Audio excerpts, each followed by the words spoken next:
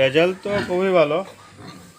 আমার প্রথমত দুইটা শুকর ছিল, আমি দুইটা থেকে দেখলাম শুরুতে আমি অন্য খাবার এবং অন্য ভিটামিন মার্কেটে খাওয়ানোর পরে সেরকম কোনো গ্রোথ নেই। প্লাস আমার প্রথমে যখন আমি দুইটা থেকে দুইটা বাচ্চা নেই, দেখা গেছে প্রথম অবস্থায় বাচ্চার সংখ্যা খুবই কম, কিন্তু এই প্রোবায়োটিকটা আর এই নিউট্রিবেটটা যখন আমি ব্যবহার করছি, করার ফলে দেখা যাচ্ছে বাচ্চার সংখ্যা অনেকটাই বেড়ে গেছে। বাচ্চা মানে অনেক প্রোডাকশন।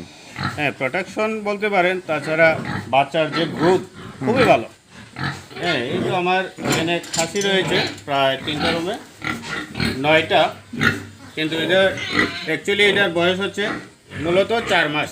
4 মাসে কিন্তু ভালো গ্রোথ হয়েছে। এর আগে প্রায় 6 মাসও এতটা গ্রোথ হয়নি। কিন্তু আমি যেটা দেখছি নিউট্রিবেট এবং প্রোবায়োটিক ব্যবহার করার ফলে গ্রোথ তো অনেক বেটার আগের তুলনায়। এবং ওইটা অ্যাকচুয়ালি নিয়মিত, মানে 2 বেলা খাবারের সঙ্গে নিয়ম করে খাওয়াতে হবে। এটাই হচ্ছে। কতটুকু খাওয়াচ্ছেন আপনি? এই তো আমি প্রোবায়োটিকটা প্রায় একটা শুকরে 5 গ্রাম করে দিচ্ছি, আর নিউট্রিবেটটা এরকমই 5 থেকে 7 গ্রাম। হ্যাঁ, এটা কম হচ্ছে, নিউট্রিয়েন্টের বাড়ালে হবে। 2 বেলা আমি নিয়ম করে খাওয়াচ্ছি।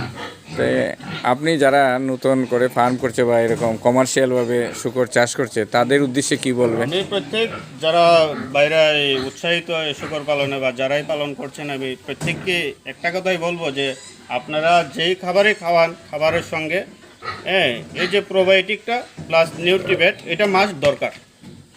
হ্যাঁ, বাচ্চাই করুন বা এই আপনার খাসিই করুন, ওইটা খুব দরকার।